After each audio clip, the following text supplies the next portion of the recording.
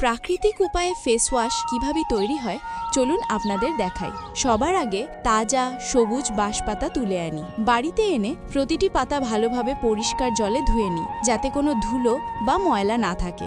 এরপর সেই পাতাগুলোর সঙ্গে জল মিশিয়ে হালকা আঁচে ধীরে ধীরে সিদ্ধ হতে দিই। পাতা সেদ্ধ হওয়ার সময় আমি বাঁশের কয়লা নিয়ে পুরনো ওখলিতে কুটি, তারপর সূক্ষ্ম চালনিতে ছেঁকে বড় দানাগুলো আলাদা করি। এইভাবেই তৈরি হয় একদম মিহি বাঁশের চারকোল পাউডার। এদিকে পাতা সেদ্ধ হয়ে গেলে ছাঁকনিতে ছেঁকে নিই তার বিশুদ্ধ নির্যাস।